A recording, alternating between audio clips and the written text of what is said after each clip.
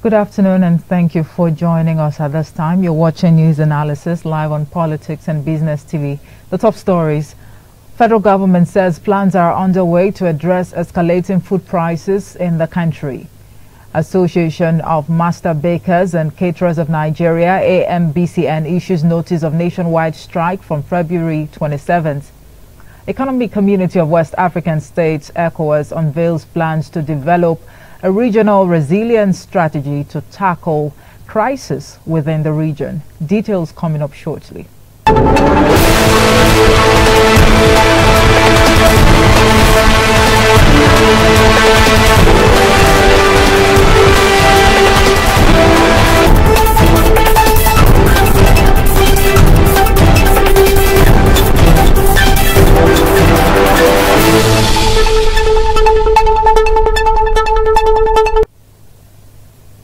Welcome back. I am Omoefepi Sosemere. Now, the federal government has said plans are in the works to establish a national commodity board as a solution to the escalating food prices in the country. The commodity board, according to media reports, will be expected to assess and regulate food prices as well as maintain a strategic food reserve for stabilizing prices of crucial grains and other food items. Vice President Kashim Shettima, who disclosed this during a two-day high-level strategic meeting on climate change, food systems and resource mobilization at the Presidential Villa, Abuja, said the event was an attestation of Nigeria's effort at mitigating the effects of climate change and ensuring food security. He highlighted ongoing policy reforms by the administration to ensure food and water availability and affordability, adding that the solution to the potential food crisis has become immediate, medium and long-term strategies. Shettima averred that the short-term strategy entails revitalizing food supply through specific interventions like the distribution of fertilizers and grains to farmers and households to offset the effects of subsidy removal and addressing price volatility by establishing a national commodity board. Right, the leadership of the organized labor has maintained that major actions it is planning to carry out after a 14-day ultimatum it gave expired would go on as planned if the federal government does not resolve all the issues it raised. This is as the federal government begged the labor unions to withdraw their notice of strike issued last week Thursday over what it described as non-implementation of a 16-point agreement it reached during October last year negotiation meeting. Nkiruka Onyeji-Ocha, Minister of State for Labor and Employment, who made the plea at a meeting with the leaderships of both Nigeria Labour Congress (NLC) and Trade Union Congress (TUC), promised again that the government would resume payment of 35,000 naira wage award to workers. According to media reports, the federal government has only paid 35,000 naira wage awards to workers twice since September last year, when the payment was initiated as agreed by both parties. The development many workers had described as unfair. She noted that the reaction of the labor organization was not unwarranted in the face of government's non-completion of the agreement, bearing in mind that some items in the agreement could only be achieved in stages. In the meantime, the Association of Master Bakers and Caterers of Nigeria, AMBCN, has issued a notice of a nationwide strike from February 27th over the unfavorable business condition in the country. The Kogi State Chairman of AMBCN, Adeni Bamidele Gabriel, disclosed this to newsmen in Lokoja. He said the notice was contained in a statement issued jointly by the National President of the Association, Alhaji Mansour Umar, and the National Secretary, Jude Okafor. He said the organization is closing shops due to the multifarious increase in the prices of baking materials such as flour, sugar, yeast, vegetable oil, petrol, diesel, occasioned by subsidy removal and forex deregulation, multiple taxation via federal government agencies. The organization added that state and local government agencies' fees and levies such as emblems, assessment levies, touting and the general hike on ease of doing business in Nigeria have created a harsh business climate for the organization to operate. You are watching news analysis live on Politics and Business TV. Still to come, a federal government declares the staff of the Central Bank of Nigeria, CBN, Odo Ocheme, and two other persons wanted for allegedly stealing $6.2 million from the Apex Bank. This and more after the break. Do join us again.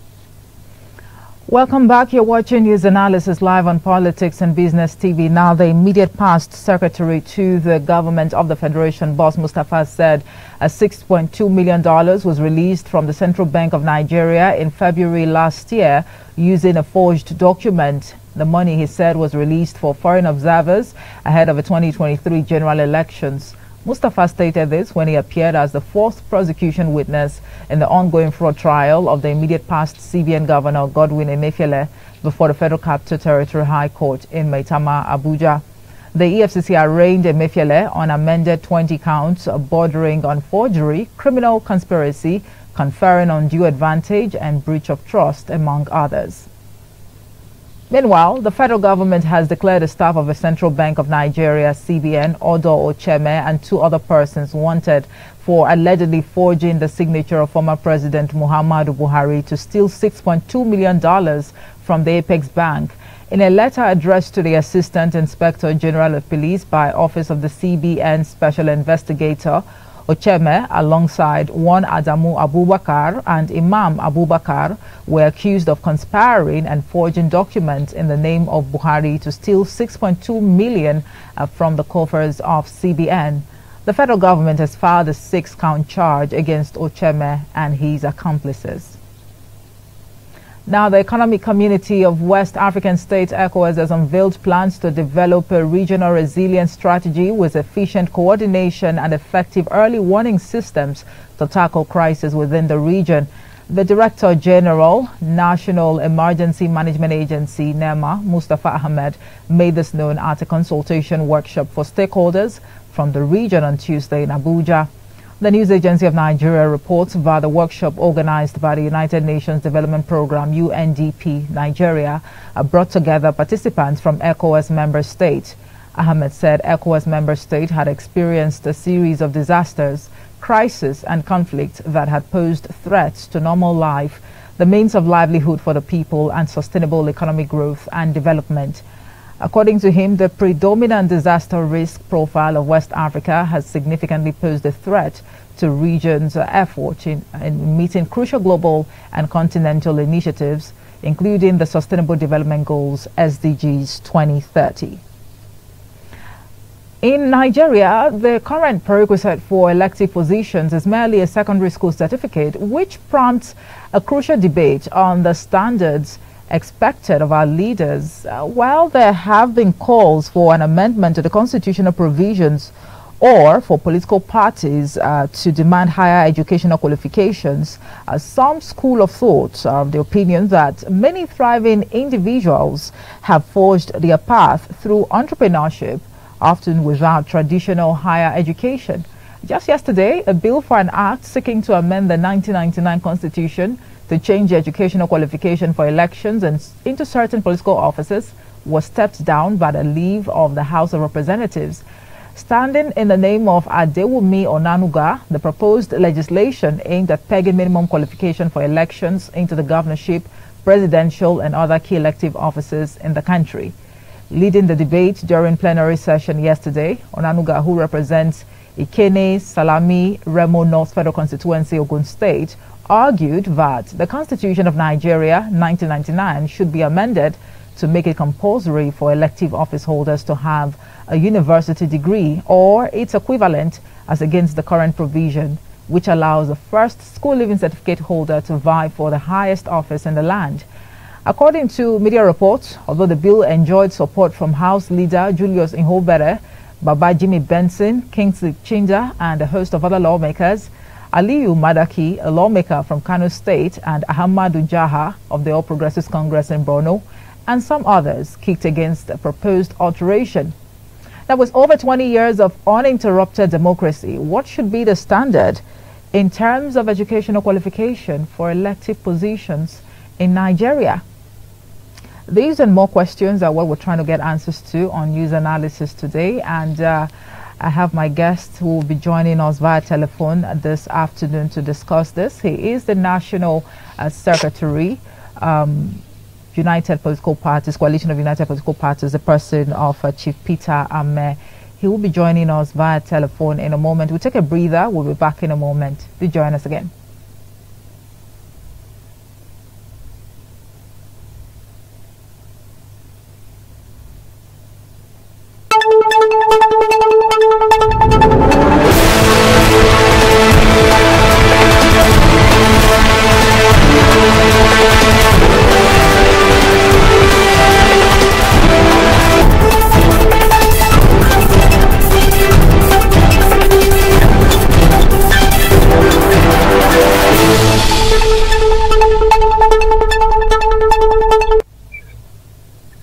Right, welcome back from that break. This is News Analysis live on Politics and Business Television. Right, my guest is already live on the phone this afternoon. Good afternoon to you, Chief. Thank you so much for joining us.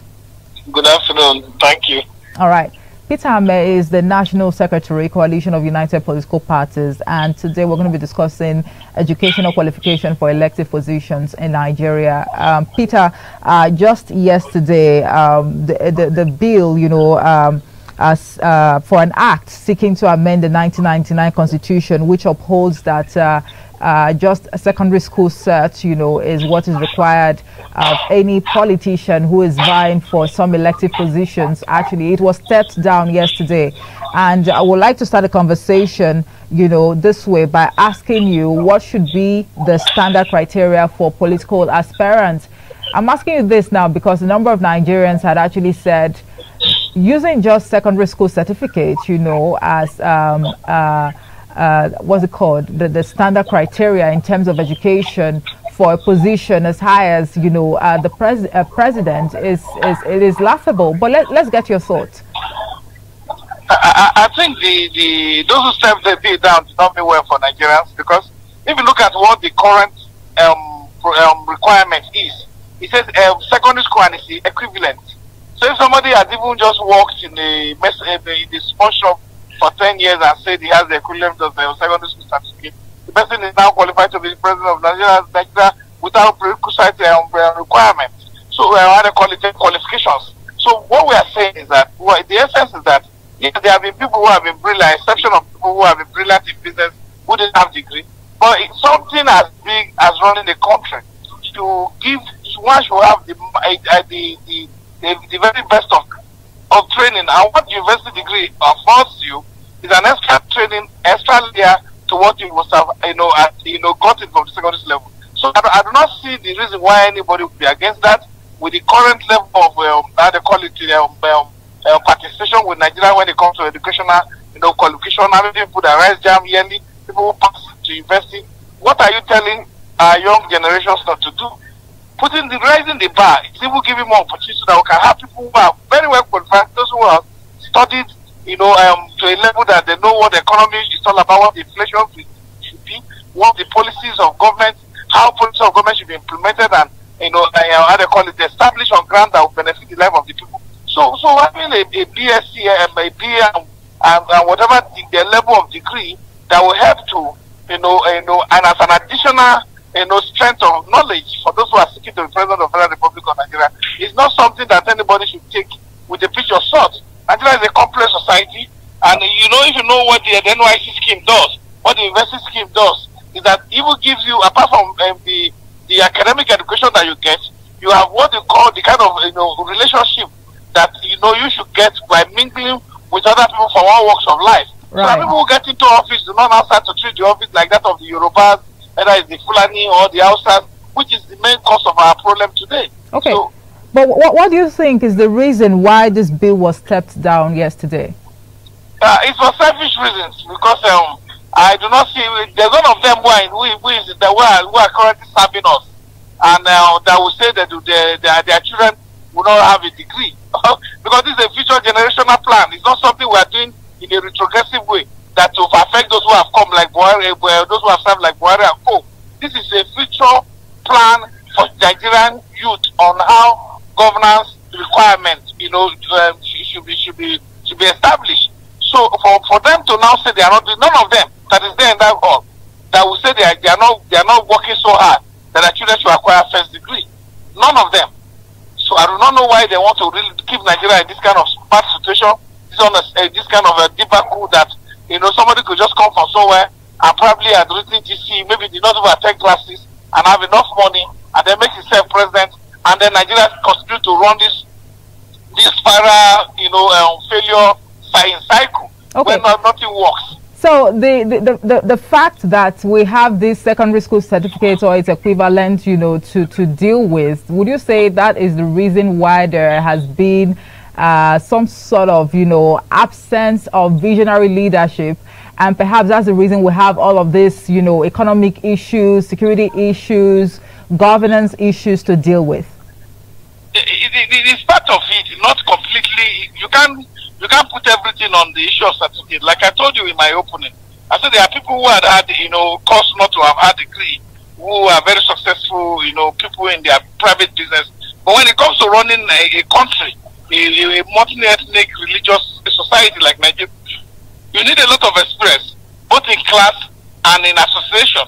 Because what the degree does for you is that it affords you the opportunity to relate with people from all walks of life, and also afford you the opportunity to also serve in the youth service scheme that gives you the opportunity to see other parts of the country.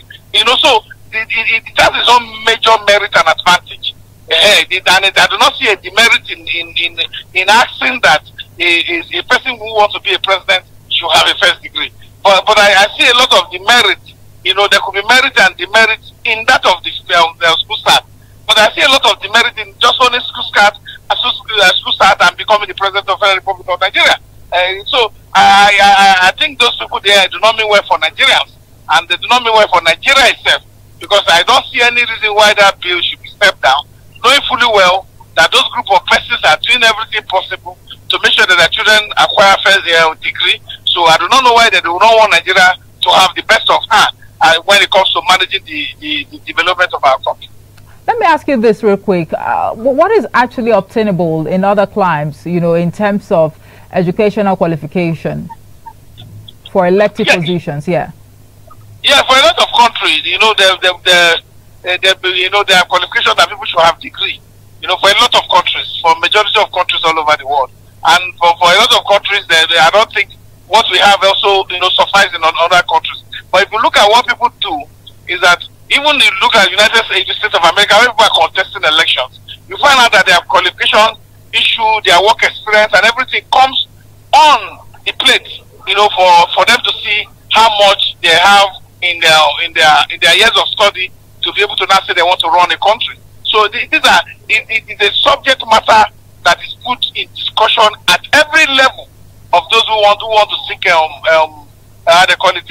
elective position into the highest office in the land. But for us, it wasn't seen as a problem in the past until people like Buhari came into power, and a lot of other people came into power and then messed up the system. And then there's this, poverty level has gone high, economy is in a bad shape, development, there's nothing going on. They can't even comprehend, what the kind of situation that they have put Nigeria into. So that's why people are now contemplating. Is it not better to have somebody that must have gone through some kind of professional training that will now understand the scope and the range of which is whatever decision that will be taken affects the general populace of the life of our people. Now, of course, that over time there's been this controversy around, the authenticity of, certifications of those who actually vie for elective positions. Yes. Of course, you recall what happened, between the candidate of the PDP, that's Atiku Abubakar, during the previous general election, the controversy around, whether or not the President Bola Ahmed Tinubu indeed graduated from a certain institution of learning or not. Why do these issues, keep, resurfacing in Nigeria, especially with regards to education? With regards to education, education, what people say, when you have an educated mind, you have an exposed person, and you have a person with a better sense of judgment. So that's why education is very important. Why people question people's educational background is to know how much depth of knowledge they have been able to gather before they are seeking to run a country. And that of Atiku and Bola Ahmed Tinubu is as a result of the fact that he thought that he has lied under oath, and that the information provided that were not true, that he has attended the University or College of Chicago at any point in time. So those ones are actually in between the issue of whether you have or you don't have. But the one in the past was the fact that Buhari never attended secondary school. That was the argument in his own tenure. So, and even in that of Tinubu, there have been contradictory results of information over the years when he contested the election, when he finished from how they call it, this college in Ibadan, and later said no, it was not in Ibadan, that he finished from the college in Lagos. So this issue is something that we have not been able to resolve. But if we have a proper data system going forward and a proper screening system for those who seek to run office, we'll be able to establish it as a pre-election fact, so that those who don't have this qualification will not be able to be qualifying to tender themselves and present themselves for people to vote for them through the ballot. So the key thing is that we know how important education is. Whatever education you have, as long as you have a formal education, it's an advantage sort of to be able to have an exposed mind that is open and that has gathered some sense of knowledge that will be beneficial to the development and growth of those who you seek to govern. So in general terms, education is very key, and having an extra layer of education to what we already have as requirement today would be a great help and a great benefit to our country. So I see that those in the National Assembly may be self-centered and may not be working in the interest of general populace, of general interest of Nigerian people. Because if you take a survey today, and that's why international communities are doing better than us, and why we must work so hard to have a very reliable data system, to have a census system, do a new census, conduct a new census that will give us a reliable data, so that we can always rely upon it when taking very crucial decisions. Because you would have done opinion poll in Nigeria today, you will find out that the opinion poll will be tending towards 80% support or 90% support for the educational qualification of those seeking to govern us to be, the bar should be taken up to a degree level. So they just sit down there at 360 representing the constituency and deciding to continue to work against the interest of the general public. All right. One more question, if you let me. Let's talk about because some Nigerians who have had some sort of comparative analysis, they've said that it is even very laughable. It is even more laughable that we expect that a typical Nigerian youth to attain some sort of educational qualification to get a job, and that is not the case for elective positions. The question now would be, do you think that this conversation should be around certain elective positions, or it should rub off on all elective positions in the country? It should rub off on all elective positions, because there's no level of any position for the state assembly that is not dealing with the development and collective welfare of our people. So it should rub off on all elective positions, so that we will know that those who are really interested in governing us are prepared. And it's a caricature. We're like jokers who will say that the man wants to work in a bar, in an hotel, bar manager, we must have in his possession a first degree, and then say that a man who wants to govern the lives of the people, take decisions on their behalf, run their life in the way that it will either negatively, damage kill them, or make them live a better life. Then you say the person shouldn't children who have a better education. So it is not. They are not saying that whatever they are saying makes sense. So if you call a person, do you know that there's a time I have a company. My friend they have a company that I said they want a graduate salesman. People who drive truck and go and sell because they have actually tried those who were not graduate and it wasn't working. So they were not seeking to have graduate salesmen. So if you look at it generally, nobody that will have a company today that will not want the best hand to handle them. Also, you say that the person who said he read he has seen somebody practice medicine and it was with the person. That's the person, because I saw a person, I was working in an hospital, I should now, for 10 years, which now makes me qualified to have a school start, you should not be able to take care of somebody who has, ailment and then treat that person without formal training. Oh, but it's experience. But they say experience is the best teacher, isn't it? Experience is the best teacher and the best way, to ever improve self-improvement. All right. I'm afraid we just have to leave the conversation here now. Thank you so much for talking to us regardless. Peter Ame is the National Secretary, Coalition of United Political Parties. And that's it for news analysis today. Thank you so much for watching. I am Omoife Peace of Samere. Good afternoon.